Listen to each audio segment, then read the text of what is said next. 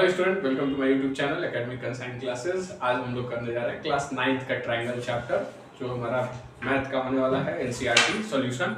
अभी हम लोग इस वीडियो में देखेंगे एग्जांपल 2। एग्जांपल 1 इसके पिछले वाले वीडियो में हम लोग कर चुके हैं। इस वीडियो में हम लोग एनसीईआरटी का एग्जांपल 2 का सॉल्यूशन करेंगे। चलिए ये देखिए एग्जांपल 2 का क्वेश्चन क्या है। क्वेश्चन है AB is a line segment, AB is a line segment and line L is its perpendicular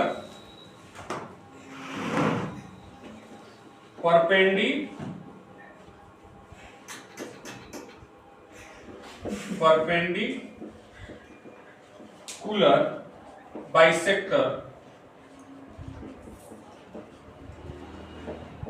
if a point P lies on L so that P is equidistant from A and B। ठीक है, figure कुछ इस तरीके का दिया हुआ है, बनेगा हमारा।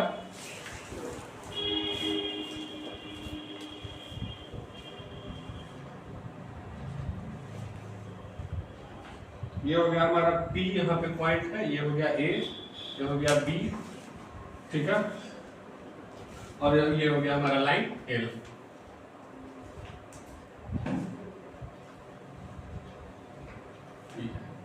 देखिए क्वेश्चन समझिए, क्वेश्चन के हिसाब से ये फिगर बना हुआ है। ध्यान से देखिए क्वेश्चन को।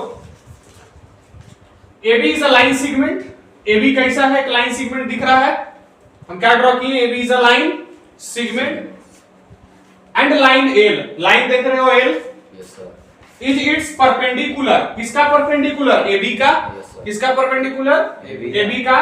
If a point P lies on L, अगर एक पॉइंट P है जो L पर लाइज करता है, एक बिंदु है जो L लाइन है, L लाइन पे एक बिंदु है हमारा P। क्या है बिंदु? P। सर लाइज मतलब? लाइज मतलब होता है कि उसी लाइन पे कोई एक स्थान चिन्हित होता है ना, उसको बोलते हैं लाइज। क्या बोलते हैं? लाइन। तो उसी तरीके से यहाँ पे चिन्हित जो बिंदु है वो है लाइन पे P रखा हुआ है। बात समझ में आ गया? P है, ठीक है, लाइज ऑन लाइन L, ठीक है, देख रहे हो यहाँ पे है। अब ये क्या बोला? So that P is equidistance from A and B। हमको ये दिखाना है कि जो AB है वो P का इक्विडिस्टेंस है, यानी एक बराबर दूरी है। यानी यहाँ देखिए, ध्यान से देखिए, यहाँ पे एक पॉइंट हम ले रहे हैं C। क्या लिए हैं यहाँ पे? Point C। देख रहे हैं ये पॉइंट हमारा क्या है? C है। क्या है? C। अब हमको ये दिखाना है कि जो AC का दूरी है वो BC के दूरी के बराबर है। इक्विडिस्टेंस का मतलब यही होता है कि जो AC है, AC जो दूरी है वो BC दूरी के बराबर है। तो चलिए आइए इस क्वेश्चन को हम लोग करते हैं। यही दिखाना है तो कॉन्ग्रुएंस कर लेंगे तो अपने आप दिख जाएगा।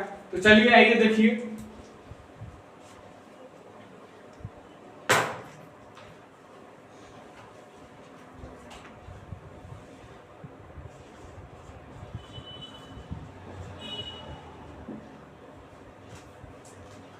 क्या है हमारे पास?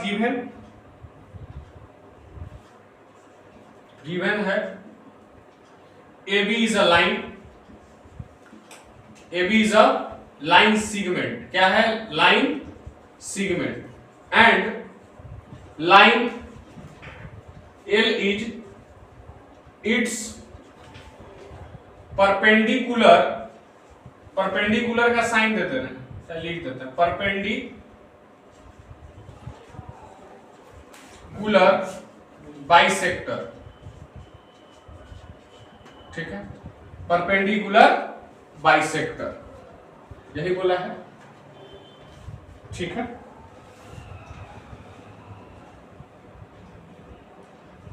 AB is a line and L is a perpendicular bisector। तो हम क्या लिख सकते हैं उसको? L is perpendicular to AB। लिख सकते हैं कि नहीं लिख सकते हैं? L is a perpendicular to AB and passes through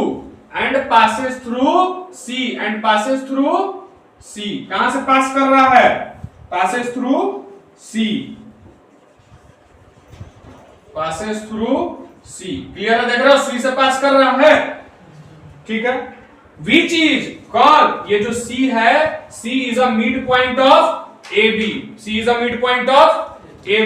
ठीक है। Which is यानी जिसको बोल रहे हैं हम, C is the midpoint of AB का मिड पॉइंट है C। तो हमको इससे देखने के लिए क्या मिल गया? सो दैट जैसे हम इतना किए तो हमको एक चीज देखने को मिला कि मिड पॉइंट लेने के बाद कि PA is equal to PB, दिख रहा है कि नहीं दिख रहा है? जब मान लो C मिड पॉइंट हो गया तो यहां से अगर हम एक लाइन ड्रॉ करेंगे, P से A मीट कराएंगे, P से B कराएंगे, तो हमको क्या दिखेगा? PA is equal to PB, दिखेगा कि नहीं दिखेगा? चलिए तो आगे देखते हैं, लिखते हैं। so that PA is equal to PB। अब देखिए जब PA is equal to PB हो गया तो क्या कंसीडर करना होगा हमको?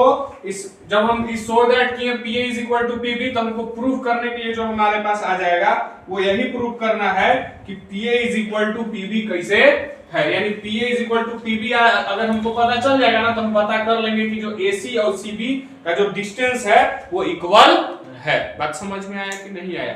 यानी जब हम ये पता कर लेंगे कि PA इक्वल टू PB तो ये AC is equal to also हो जाएगा CB, क्योंकि इक्वी डिस्टेंस हमको पता चल जाएगा, ठीक है। तो चलिए देखते हैं इसको। तो प्रूफ करना है, यही शो करके दिखाना है, इसी को हम सो दैट लिख रहे हैं क्योंकि दिखाना है। तो PA is equal to PB proof करेंगे।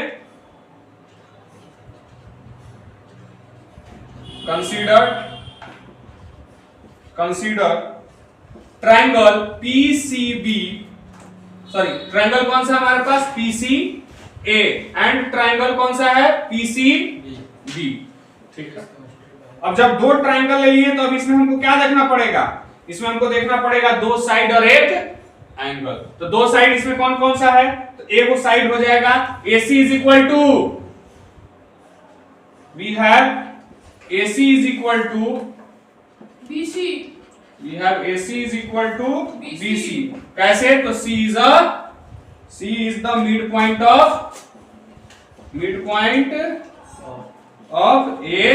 AB।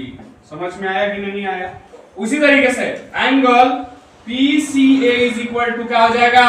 Angle PCA is equal to angle PCB। पूछो कैसे होगा सर? Angle PCA is equal to PCB। PCB 90 डिग्री एंगल बन रहा है दोनों पे, इस पे, तो बोलेंगे ना कि दोनों पे कैसा एंगल बन रहा है? C पे, तो 90 डिग्री। कैसा बन रहा है?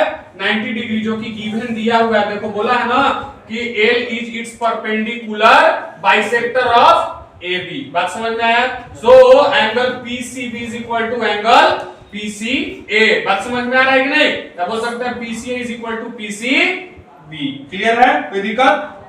आगे चलिए।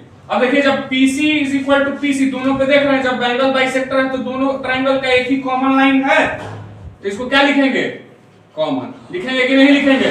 देखिए यहाँ दोनों पे PC कॉमन है, यानी इस ट्रायंगल का भी कॉमन लाइन PC, इस ट्रायंगल का भी कॉमन साइड PC, तो दोनों का कॉमन साइड एक है PC, तो बोलेंगे ना कि PC is equal to common, PC common.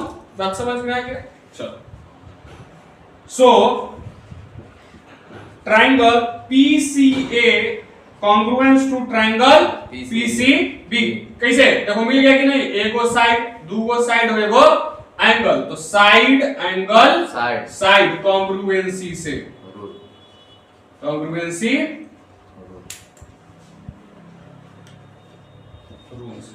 बात समझ में आया कि नहीं आया? क्लियर है बात? सो बोल सकते हैं, सो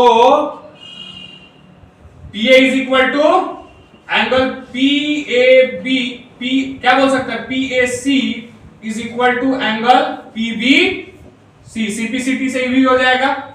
दिखाना तो नहीं था लेकिन हमको साइड चाहिए तो हमको ये एंगल दिखाना पड़ेगा ना कि PAC is equal to angle PBC, किससे?